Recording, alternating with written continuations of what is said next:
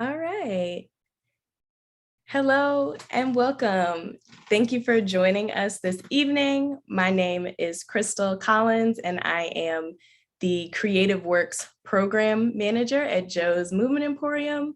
And I am joined today by the CreativeWorks College and Career Coordinator, Linda, who's going to join me on screen now. And we are so excited to present to you the CreativeWorks Career Night. We have some amazing professionals in creative industries here today to speak with you all about what they do and to really inspire with their art and talk about their job profession. So we are so excited to welcome our panelists this evening. I am first going to welcome Autumn J. Mitchell, who will tell you a little bit more about themselves. Hi, hello everyone, good evening, and thank you so much to CreativeWorks for sharing this space with us and allowing us to come and talk about our artistic selves and our career journey. So like Crystal said, my name is Autumn Mitchell. I use they, them pronouns. And currently I am the Miranda Family Production Management Fellow at Woolly Mammoth Theater Company in Northwest DC. Professionally, I've been a trained stage manager for about 8 or 9 years now. And I'm so glad to transition my career into production management as of this past year. So yeah, that's just a little bit about myself, and I'm really excited to expound more about my career and how I got here and where I want to go later on in the conversation. Thank you. I'll toss it to Juanita Witchenker. Hello, I'm Juanita Witchenker. I'm a designer. I'm currently the head of exhibit design for Smithsonian exhibits, working across the Smithsonian at the various museums and the zoo and the gardens, and also for other federal agencies. So we do other projects for people like the FBI and the EPA, so other federal work too. Thank you. And I will toss it to Monique Midget.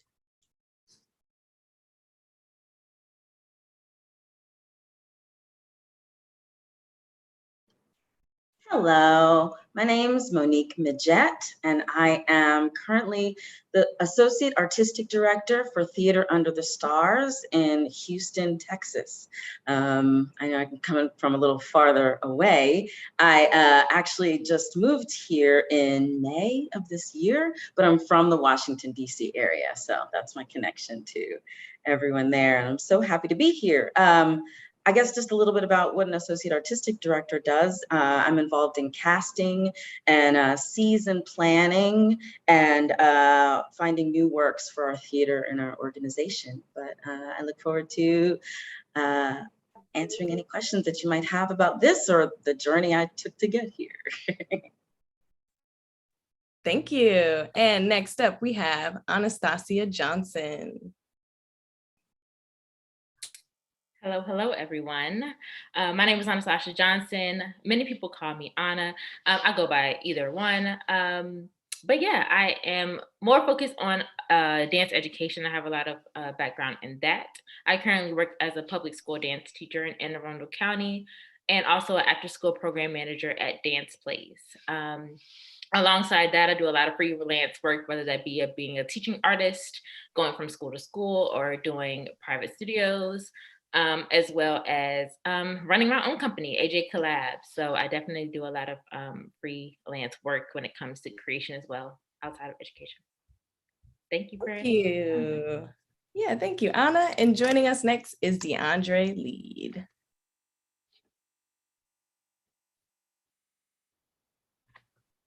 Hi, you all. Excuse the environment, it's very temporary. I'm right by my house, but I'm a digital media artist for Joe's. I'm young, just graduated the CreativeWorks program not too long ago, the 2020 class and everything. So very connected to you all as well. And I work in audio engineering, videography, and a range of different subjects as a multidisciplinary artist, doing just a range of things on digital platforms, from graphic design to video editing to music production and everything in those areas. And I've worked with like plenty of different artists to do collabs and things like that. And just want to share those perspectives with you all, for anybody that's getting into those ranges of the field, and how getting into like a career in the arts as a young artist can go about for you all. Thank you. And finally, we have joining us Armani Mcmillian.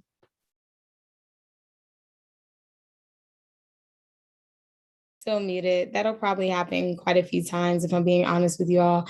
I'm Armani Mcmillan. I'm the founder and executive director of Impact DMV Incorporated. That is a grassroots nonprofit organization based in Prince George's County, Maryland. We're most widely known for our no-cost college access programs, where we've helped students in the DC metro area receive hundreds of college acceptances and over 7 million in scholarships.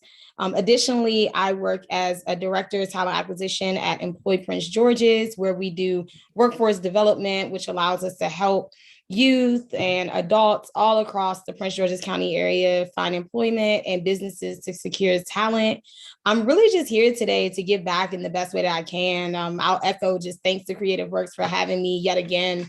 I really enjoy sitting on their panels, and I would encourage all of you who are listening to really make this for you. You know, the more questions you ask, the more information you'll get out of this, the more we can share, because we don't know what you want to know, but we might be able to give you advice if you ask the right questions. So I'm really looking forward to it. I am a serial entrepreneur. I also do consulting. So I'm a private college consultant for youth all across the US and even outside of the United States.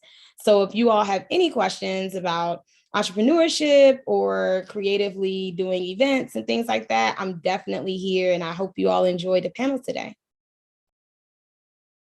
Thank you all so much for your introductions. As you can see, we have a wide range of talent on this panel. So let's get right into it.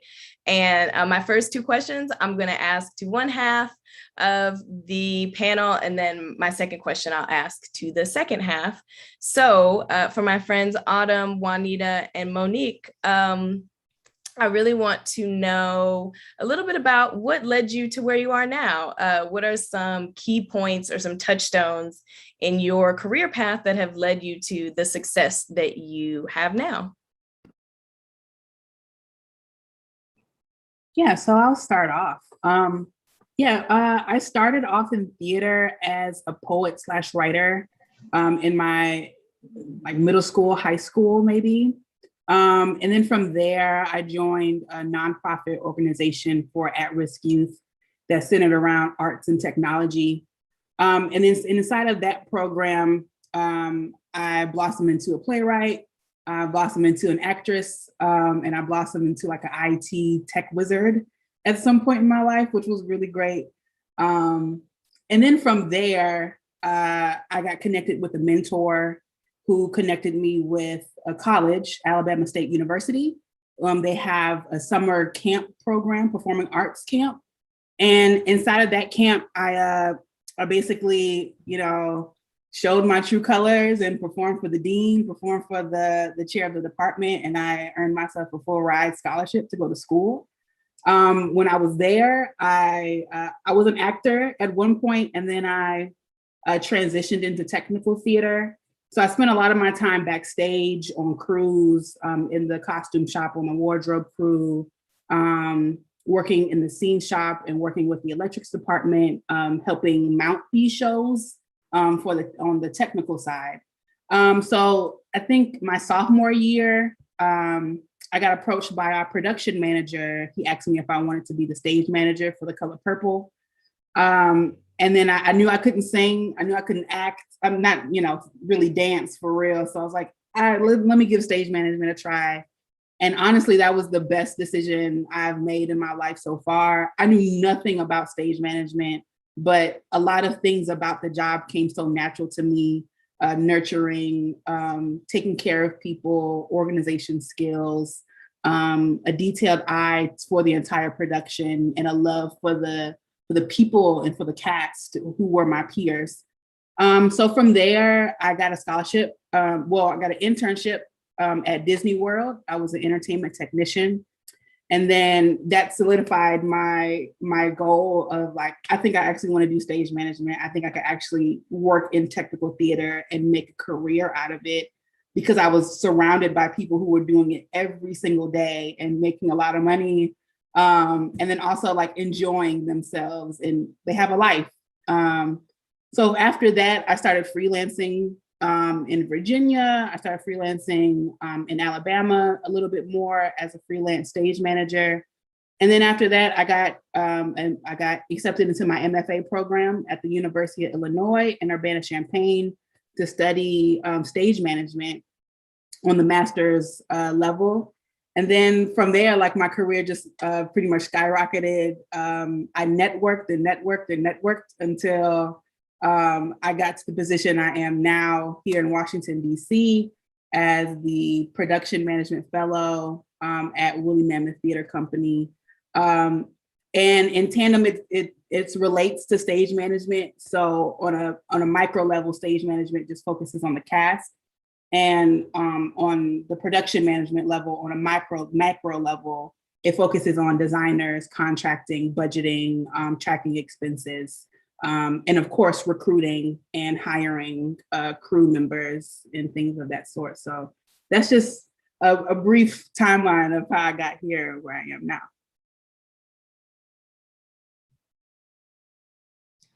What was the question again? How we got to where we are now? Yeah, just give me some touch points, some keystones, like the things that really you felt were pivotal to your success now. Mm-hmm. Okay. I would say pivotal kind of things that got me going and milestones. I guess I started in design just because I really loved to draw. Like when I was a kid and when I was in high school, I really loved to draw. And that kind of led to pursuing art. And then in college, I decided I wanted to do something that was involving more people, I guess, or in service of society. And that kind of led me to architecture. And then I started doing like restaurants and residential design, like houses for people. But I didn't really like the idea of doing it for, like one person, like one really, really privileged person who could have a custom designed house. I wanted to do it for like a larger kind of audience. And I also really like working with my hands. So I'd say it's kind of a combination of just pursuing what I enjoy doing. I became a model maker, and I feel like I really lucked out in that I applied for a model making position with an exhibit design firm. I had never even heard of exhibit design, but I kind of fell into it. And then I ended up getting involved. I got looped in to be on the team for the new Smithsonian National Museum of African American History and Culture, where I had wanted to be the model maker, but they wanted me to be working as a designer. So I'd say some of the pivotal moments were kind of luck, but also kind of pursuing what I love, and then. And some of it actually, to be honest, came from dissatisfaction with what I was doing, like working from a job, doing residential and feeling like this isn't quite right, and not being afraid to kind of take a leap of faith and trying different things. I found that a lot of people tried to tell me to follow more of a set linear path, but I found that didn't really work for me because I didn't really have examples of people who had a linear path that I wanted to follow. So it was more of a wandering kind of journey. Thank you. Monique? Hey, I was a performer for a long time, about 25 years. I started in dinner theater in Maryland a million years ago. And then dinner theater turned into some non-equity tours. I eventually moved to New York, did some work on cruise ships at Disney World. I opened the Hong Kong Disneyland. I opened the Disney Cruise Line, lots of performing. And the show that I think that was pivotal to me, eventually I was in The Lion King on tour. which should be the height of maybe a performer's career, but it kind of felt rote. I was not in the original company, so I was kind of filling in the gaps of the people that were there before. The most interesting thing about that part was that I was a swing, so I got to be somebody different every day. I was an understudy, so sometimes I got to go on for Rafiki or Shenzi, but at some point I was like, I'm more than this little bit of a performer, and that kind of encouraged me to start writing. Actually, when I was in The Lion King on tour in Houston, I wrote and produced my first show, and it was performed at a theater here. And that kind of started me on a trajectory of wanting to do things other than performing. So I left performing, had a long time trying to figure out what was next. I was a theatrical agent for a while. I worked at Prince George's Parks and Recreation in the Arts and Cultural Heritage Division for a while. Eventually, I had my own performing arts studio in Prince George's County in Hyattsville, Maryland Performing Arts Academy. And that I was writing and producing and directing shows for our students. And that kind of began a love of directing for me. So I started directing in regional theaters in the area, and then the world stopped. So then I directed a lot on Zoom, and just through, I don't know, through connections, I ran into people that I knew that told me that this job was available. And being an associate artistic director kind of takes a lot of the skills and pieces that I had already worked on. I'm a casting director. I love plays. I love reading. I love people. So there is an education component to that. We have the Humphrey School for Musical Theater here, so I get to work with the kids and cast the students in these productions. I direct a little bit. I do a lot of different things. So this job is a good culmination of all of the different skills that I had kind of in one job. But some of these questions are about the things that I don't like about this job. So I'll save those for when we get there. Thank you, thank you. And then to my other half of the panel, Anastasia, Armani, DeAndre, I want to ask you all, as people who have, traversed your career path, were there any expectations that you had that good or bad have changed, or once you really got working that have sort of shifted for you? I know personally, right, as a dancer, as someone who knew I wanted to dance since I was 3, right, my expectations at young, that young, were that I was going to be Beyonce. Obviously, Beyonce is still going, so no one's touching the queen, and some may say I look like Beyonce. No, I'm kidding. I'm not going to go there. But right, I'm not Beyonce, right? So my expectations had to shift and change. So I'm wondering for you all, has that happened for you? What expectations did you have that have shifted, and so on?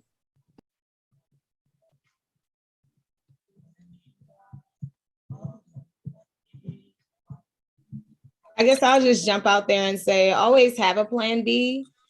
I always like to say, if you know me before Impact DMV, you would say you just knew I was going to be a doctor, and cosmetic oral surgeon, and maxillofacial oral surgeon.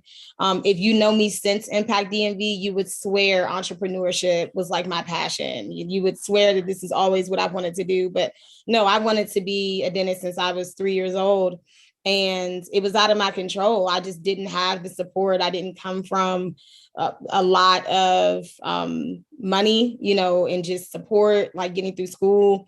And if you look at my life now, a lot of people wouldn't believe that the reality. So for me, I essentially turned my setback into something positive. I just didn't want to see other young people in my community that looked like me going through the same thing. They had everything it took to be a doctor, to be a lawyer, to be a very successful creative, but no guidance, and no one was guiding us. And the history was just going to continue to repeat itself. So rather than wallowing, I guess, in my just unfortunate, some people might call it situation, I had a backup plan, and, it's worked for me. And at this point, I just can't look back. So I guess that's my trajectory experience. Yeah, I definitely agree with like the shifting of plans and everything. For me, when I first started out with art and everything, I initially just wanted to go into graphic design because it seemed like the most like feasible like area to go into, with everything going towards like that area with the world and everything, and was kind of like cutting myself off from a lot of opportunities, just because I felt like that made the most sense to do. But like as life goes on, like a lot of doors will just kind of open naturally, for you to explore your interests, and things that you really want to pursue, as like you look into them, and look into those areas. So as I looked more into music and things like that independently, and was around like friends and things like that that wanted to be productive in that same area, we started pursuing those goals together. I started going to internships after school. I would be at an internship after my high school, like till like 3 a.m, just sitting in a studio, just to be around stuff that I cared about and kind of like in those environments and stuff like that. So yeah, it's that definitely, I feel like, opens you up to reality a lot. And with that, you got to kind of like shift to it as well. So yeah. Yeah, I would say it definitely shifts and constantly shifts. I always knew I wanted to be an educator. Didn't necessarily know I wanted to be a dance educator because I didn't know like dance teachers was like a thing that I could do. So once I put those connections together, like I thought I was going to be, I just knew I was going to be a math teacher. Then I got to college. I was like, yeah, actually, I don't want to do this. This is not fun at all. So by the time I was like, oh, I can put dance and education together and, pursue that. I think that still shifts and figure out what part of education. I think I've done a lot of youth work, but I'm definitely interested into going into higher education eventually. So still shifting and understanding what part of education I am most interested in. And then choreography wise, I think that didn't really develop as much until I got into college, when I realized how much I did like making my own stuff and having my name on things.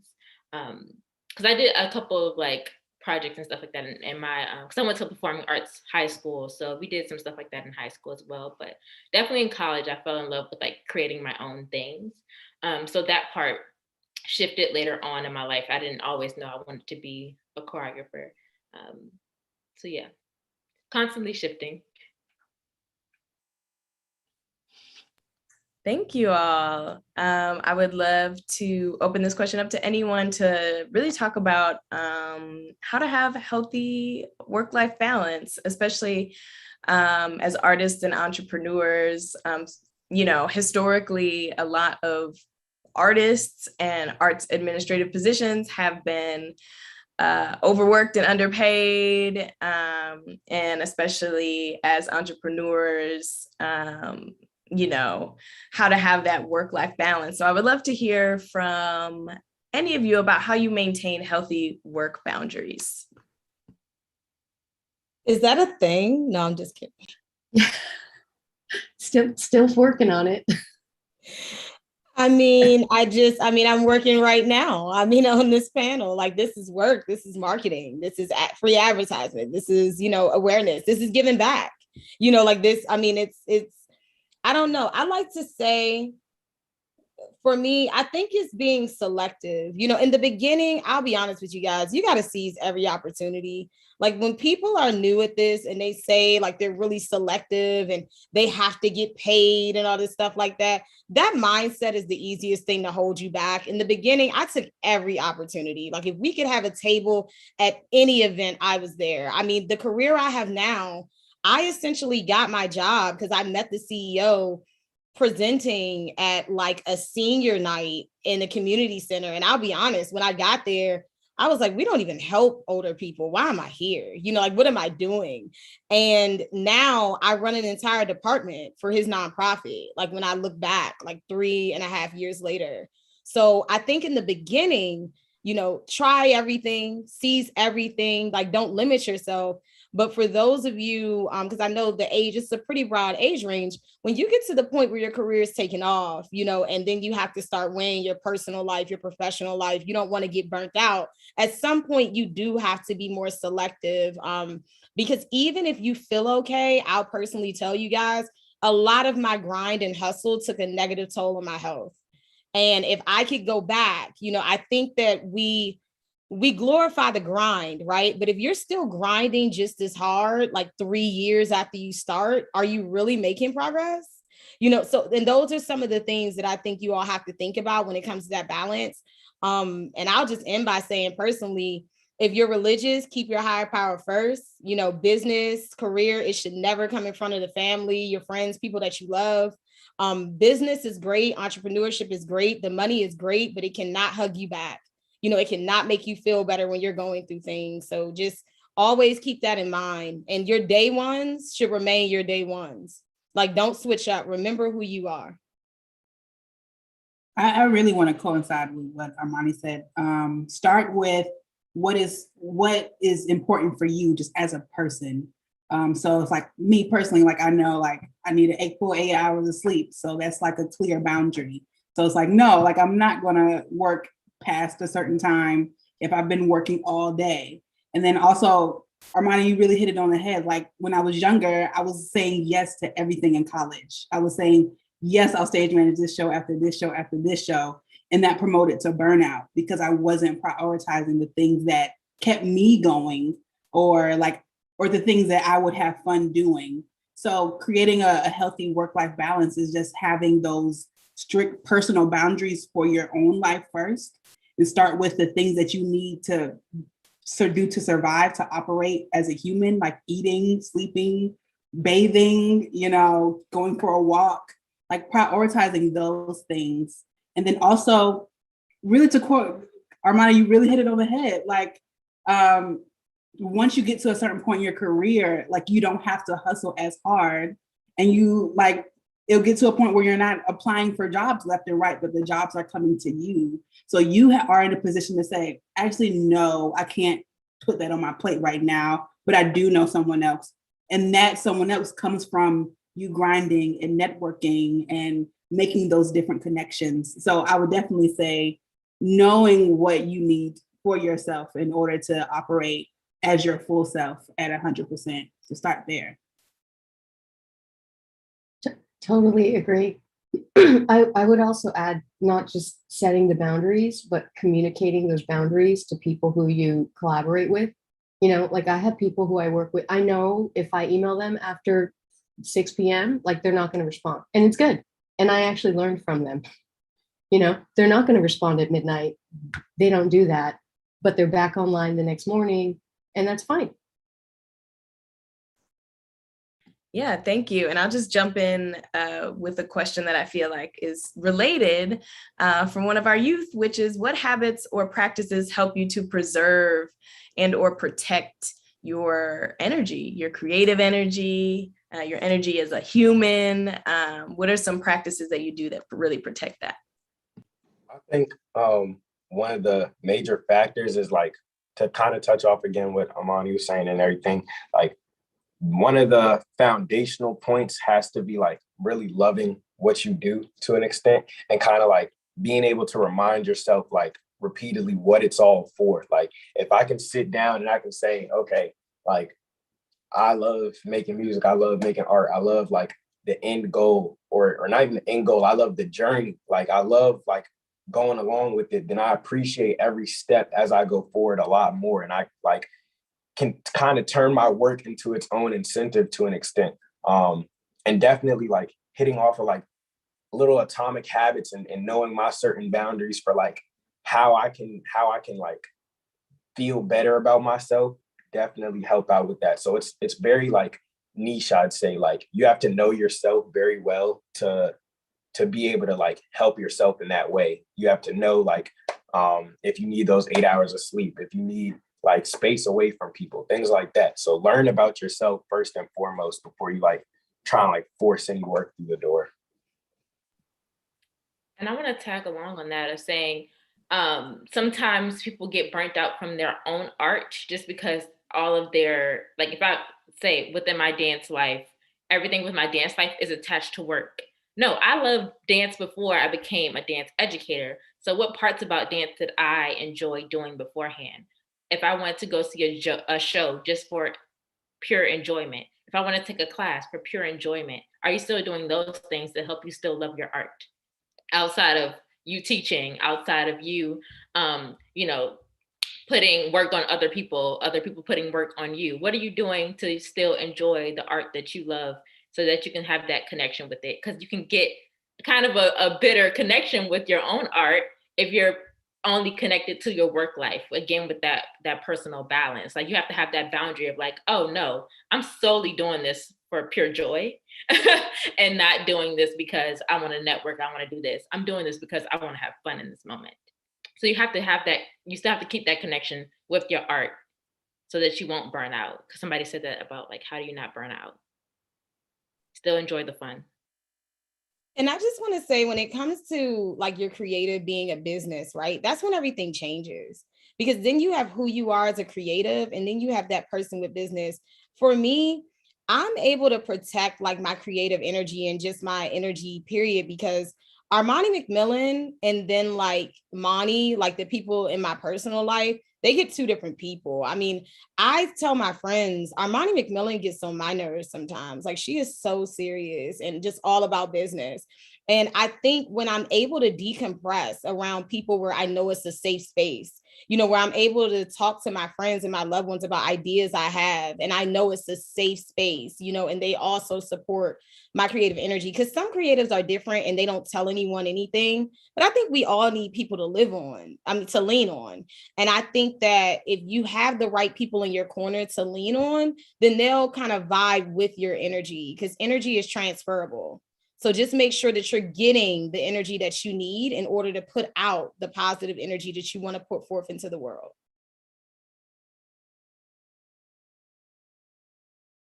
Yeah, thank you all for those great bits of advice. And I want to throw this out to the entire group as well.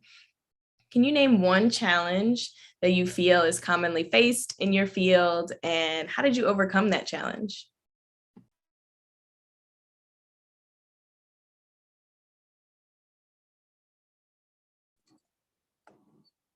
I would say for me, I definitely I feel like used to feed off of like the, I guess, reception of my work to an extent, like very heavily, like, because I was so used to like hearing like, oh my gosh, like that's so good, that's amazing, blah, say, blah, say, blah. And it kind of like put this like negative, actually like habit in my head where I'm like, okay, if I don't hear like positive feedback on something, then like it didn't hit the level that it needed to hit. And like to break away from that, I had to take a lot more time to myself, where I was really like trying to appreciate again, like why was I doing all of this in the first place? What was the meaning behind it? What was I trying to do? And like kind of centralizing on those missions more so versus the community, because like as you're going on the path of an artist and everything like that, you're definitely, your circles are going to change, because like for me, for example, like I didn't grow up around a whole bunch of like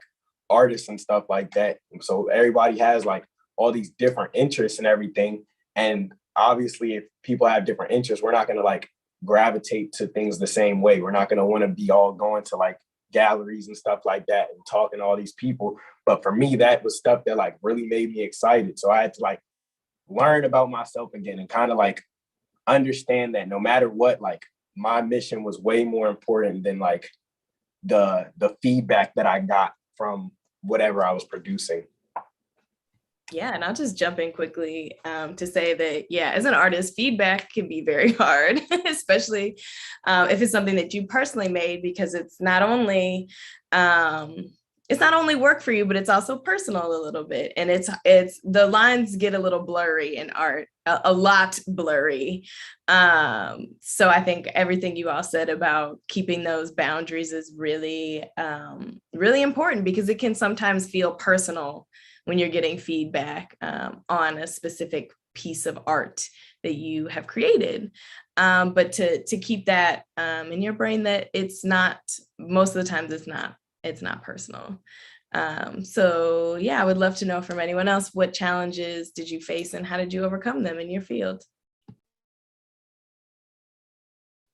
I would say I'm probably go ahead, still, Monique. I'm sorry. I would say I think there's some challenges that I'm still dealing with. At some point when you get to a certain point in a larger organization that is called art, it might necessarily not be art anymore.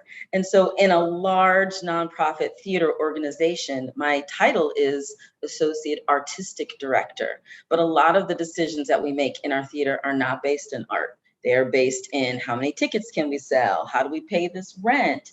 What does the board want? And coming from being an artist, a performer who was then a writer and a director, and having a position that gets me farther and farther away from the art, I'm still trying to deal with the balance of where is my art in this job. and it speaks back to what you were saying about how do you keep your balance of making sure that I am working on the projects that are important to me outside of this organization, and knowing that this is a job where there may be space for art, but not to feel my passion or to feel fulfilled artistically in that. I think that that is an important lesson I'm still working through, because it's frustrating to be a full-time director and then to become an associate artistic director where you direct once every 2 or 3 years because there's all these other parts of the job that you're working through. So for me, the challenge that I'm working through is making sure that I make time for and prioritize my art in addition to the job.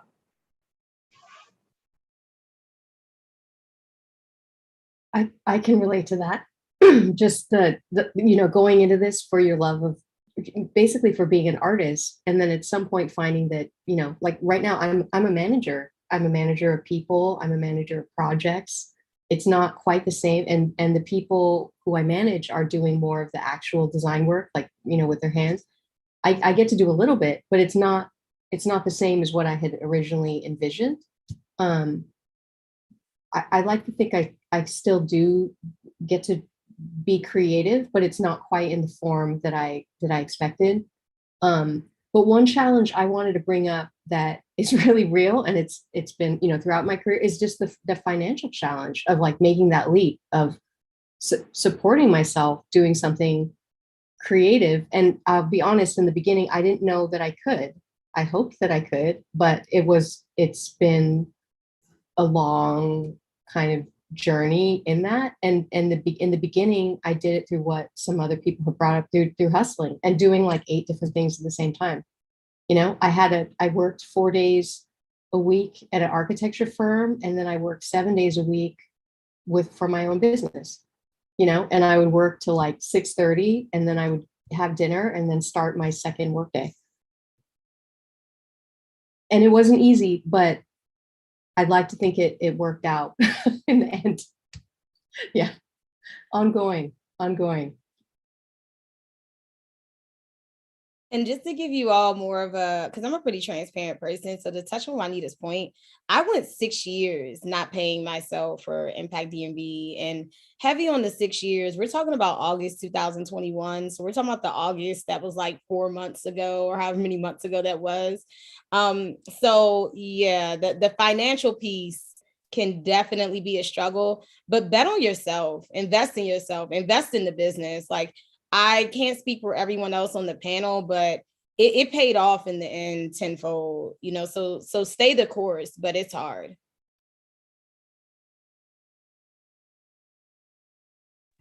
Yeah, thank you all for that. Speaking of challenges, I would love to know how you personally are thinking about these things, but you can also answer as a field or as an industry, how you feel that the industry is tackling these things. But I would love to just talk about issues of racial equity, pay equity, and transparency, and any other social justice topics and issues. I would love to know how your industry is tackling them, how you personally think it's going. Is it going well? Is it not going well? What could be done?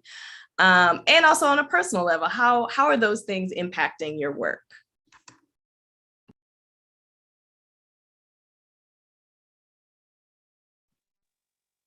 From an education standpoint, I teach in public school as well.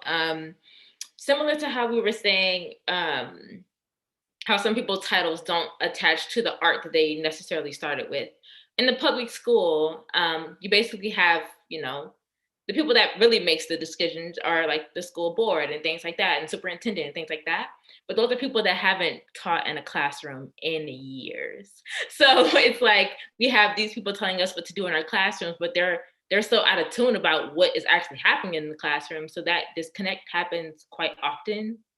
Of like, we're trying to work things in real time in our classrooms in order for it to change like countywide. So it definitely has to start with like your principal, your administration within like different schools of like, how can we tackle our set of kids, of how to make them feel welcomed, how to make them feel included, and things like that. So it definitely has to start from like an internal place, even though it should be like kind of led by different like the school board, but counties and schools are so different, and it varies like the culture and things like that. So it's kind of hard to do that in my particular field. It is definitely just a day by day basis of like, what do our kids need today? So I would say that for the education aspect of things. Yeah, and I really love what you said, and what you were getting at, which is really like starting with the kids first, starting with the people who you see every day, who you're really making the impact on, and really, getting that group together, despite all of the other, expectations from outside people, but really making sure that your like nearest community is good first. So I really appreciate that. I personally like to think that we all have a role in this fight, with the race war that we recently experienced and are still living through. I commend the people that go out and protest. I commend the people that go out and go toe to toe with the police. I commend everyone who has a role like in this fight. I feel like with mine, what we do with Impact DMV, we believe that getting accepted into college is the battle and finishing is the war.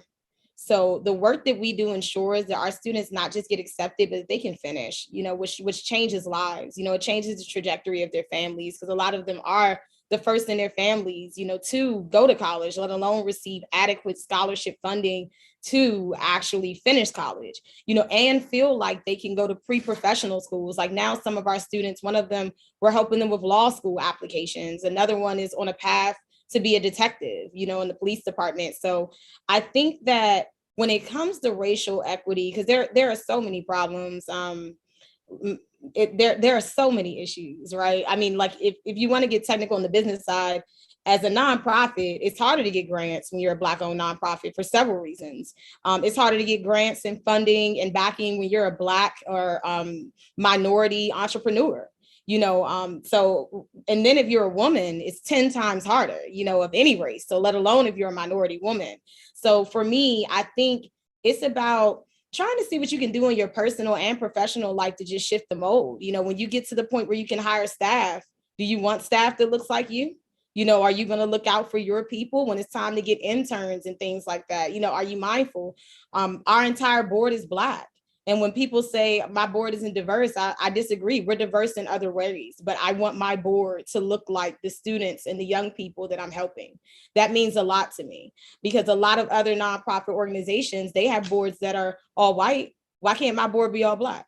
So to me, it's really about standing for something, because you'll fall for anything, especially when the money comes, because that's when you're really tested. It's easy to have your morals and values in the beginning. When you start getting paid, that's when the morals and values start to waver. So just remember what you stand for and what your role is in this fight, because we all have a role to play. Yeah. And I think on a smaller scale, like if you're like in a stage where you're like an independent artist or somebody that's independently doing like your type of freelance work or whatever, utilize your art for the causes that you care about. Like when the protests and everything was going on, I was out there frontline with my camera, like trying to record as many things as possible to catch like history that was happening in front of us. And I ended up getting it utilized in a news segment. Can't remember the exact name of the channel, but I ended up getting it out there and actually being able to use my talents for something versus just like sitting on the issue and feeling like I was bottling stuff up. Like, use it on an individual scale and just like let your medium kind of speak for you. If you don't have the right words for it, let your medium do what you're trying to do.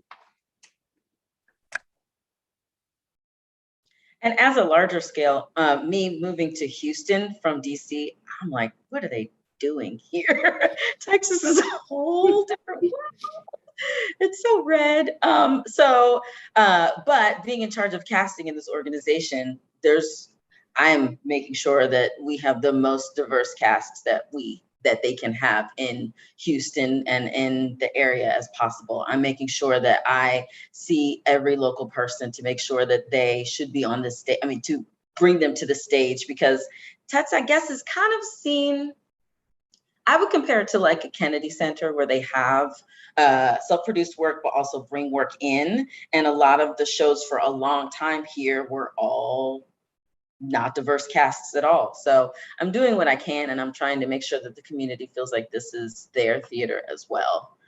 And the longer I'm here, the more I can do. One step at a time, one cast member at a time. Yeah, thank you all for that. That's very important work you all are doing. So I commend you for that. And I would love to know, what skills would you say are the most crucial to succeeding in your field? And what type of person do you have to be to succeed in your field?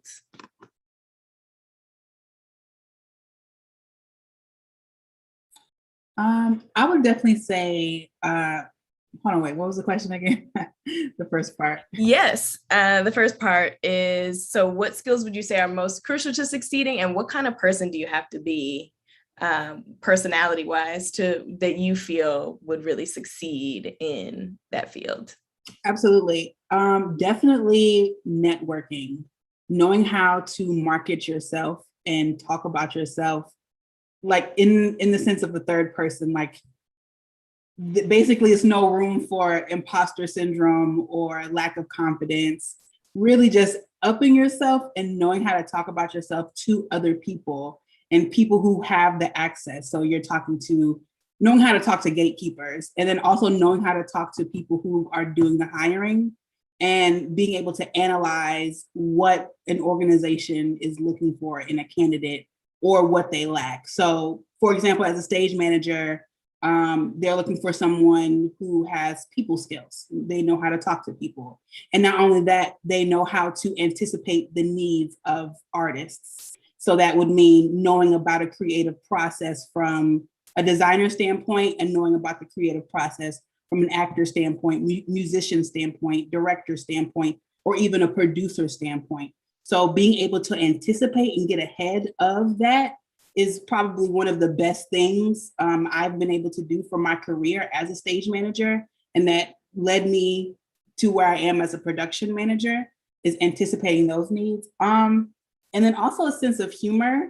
I work in theater, so a lot of funny stuff happens all the time, and a lot of like big, like, oh my God, like I can't believe that happened. Like, what are we gonna do? Laughing your way through a problem or working your way through a problem with a smile, and being able to still have a can-do problem-solving attitude with a great attitude can get you very, very, very, very far. And also, I would also add that it's not, anybody can teach anyone how to do a particular skill, but you cannot teach somebody how to have the right attitude and how to have an uplifting attitude. So definitely for a stage manager, being a professional cheerleader. So if an actor doesn't have a good day, or if they're having a hard day on stage, knowing how to motivate that actor to be like, oh yeah, that was fine, or it's like, we have a whole other rehearsal process for this. That's what rehearsal is for. Knowing how to support creatives is definitely a skill as a stage manager that will get you very far.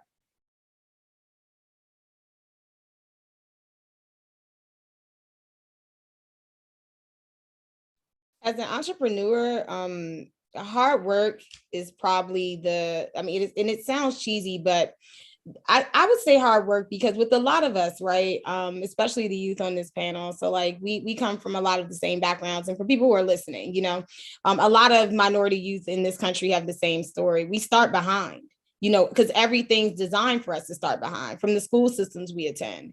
So for me, knowing that I'm starting behind, that means that there are people out there who are more talented than me. They have more like skills than I have, like they're more skilled. But hard work beats talent when talent doesn't work hard. So I always like to go with Will Smith. He said a quote that I live by, and that's that I'll die on the treadmill. And that's literally how I approach things. Like, I will not lose. I cannot fail. And when I do fail, I fail forward. So I think it's being able to handle adversity and working very hard.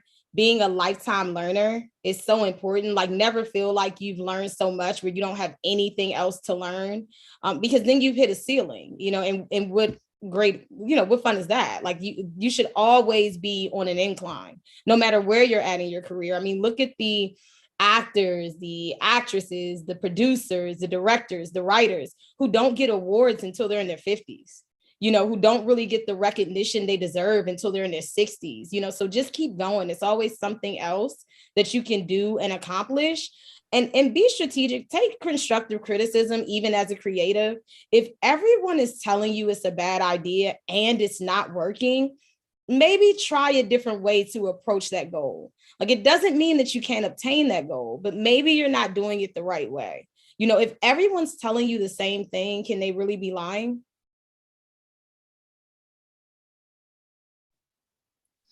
Tiny thing I want to add on to that, outside of being a lifelong learner, be a lifelong problem solver.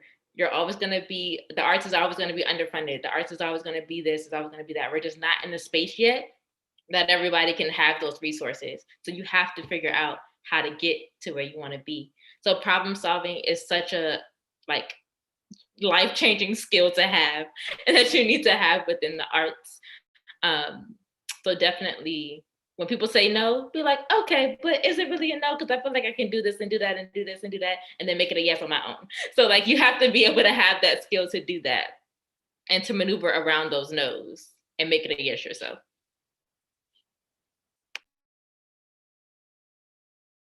Yeah, thank you all for those beautiful answers. And I want to end our live stream portion by asking each and every one of you, why this? Why this industry? Why this field? Why this career? Why this moment? Why?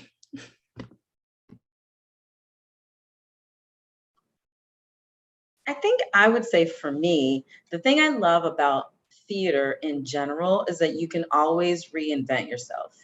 Like I said, I started as a performer, and that fed me until the spark in writing fed me. And that was the most amazing thing to me until directing. I'm in this position that is not necessarily tying me emotionally or passionately, but you didn't ask the question that I like, which is what is our dreams and what we want to do. And so one of my dreams is to be in the Marvel writing room. I want to write for a Marvel film. That's one of them. The other one is one of my dreams is to travel the world and to hear stories from people all over the world and bring those stories to the stage and to film. And another one is I want a screenplay bought by Netflix. So I'm working on writing a lot of projects that focus on people of color and how we thrive in stories in ways that the stories are not told. So those are the things that I want to do while I have this job to pay my rent and then make the connections so that when I have those things written and ready to go, I already have the connections to give to so they can actually happen. So that's why I'm here, because you can always reinvent yourself. I really want to coincide with you, Monique. That's a very similar reason why I joined theater and why I continue to love theater, even through so many frustrations, is that theater has been a place where you can just freedom of expression, really, just truly, like, you can reinvent yourself, like Monique said, but also you can tell stories that haven't been told before, giving a platform for voices that have been marginalized historically. That's one thing that is continues to excite me about theater. And then also listening and seeing the imagination of designers come to life on stage, or in lighting design, in scenic design, in sound design. You can listen and hear it. And I think something that reinvigorates that is going to the theater and experiencing other people's work. And it's just, every time I'm just like, oh man, like, why am I doing this? Why I go to a show, or I'm in a rehearsal, or I go to a dress rehearsal or a preview, and I'm like, oh yeah, like, this is amazing. And I get to go and tell other people about it. Like, that's the thing. Like, and they're like, and they get to share in that excitement with me, and they can go to the theater themselves and experience that for themselves. So just that freedom of expression is something that constantly just keeps reminding me why I do this.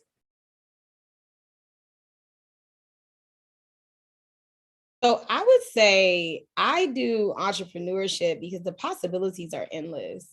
I mean, there's so much freedom. It is the epitome of being able to shine your creative light under your terms. And who doesn't love that? You know, like, it's like, I have no limitations except for the ones I set on myself. You know, like, I can work as hard as I want. I can neglect the project, you know, or something that I'm designing as long as I want. Like, it just gives me that safe space to do what Armani loves to do. You know, I can sit right here at this desk and just decide to zone in and focus on something. And it's even better because I actually get the results. You know, when you're working for someone, that's great too, but the results are contingent upon everyone doing the right thing. Whereas when I have control, I know when I sit at this desk to design something, it's going to happen. We will accomplish those outcomes, like, because it's in my hands. As far as the work that I particularly do with the youth, I do that work because, you know, I wanted to have a nonprofit that was for us and by us. And I felt like young people like yourselves on this Zoom right now, we pour so much money and funding into youth and young adults that do not care. And they need help, don't get me wrong. But I wanted to design a nonprofit that helped those young people like you all who are on a Zoom right now investing in yourselves.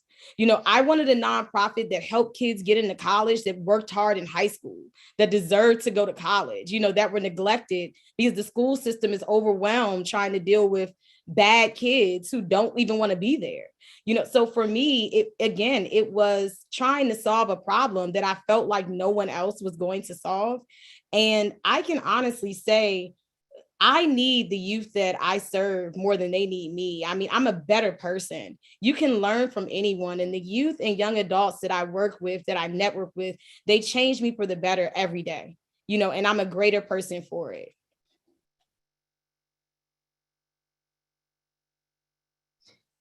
I find it so interesting that some of you guys are in theater and I'm not at all. You know, I'm in exhibit design, but I actually have some of the same motivations in terms of like storytelling. Because really, I feel like what I do actually is storytelling. And I'd say why I do what I do, it in some ways it's that, but it's not just random storytelling. In the case of the African American History and Culture Museum, it was specifically to tell the story that we felt like hadn't really been told before, or hadn't been told like in people's own voice, and certainly not on the National Mall. And that's part of why, you know, since then I'm doing other work, but it's the same kind of motivation. Because like I said, I used to do high-end residential. Like I did an apartment for Nicole Kidman, and that's really nice, and it was pretty, and it was really fun. But to do that like for a lifetime, I wouldn't really find it as fulfilling as to do something for the people, you know, instead to work on the kind of projects that millions of people end up seeing, and that I feel like are kind of serving, just shining a light on people's stories that haven't been told before, and deserve to be. And I would say my why is because I'm still learning from it. I'm still learning from dance. I'm still getting benefits from it. I'm still enjoying it. So that's why I'm still learning it as an art form, as a fitness form, as a sports form, as therapy, as so many other things that it can be. I'm still learning from it. So, and I'm enjoying it.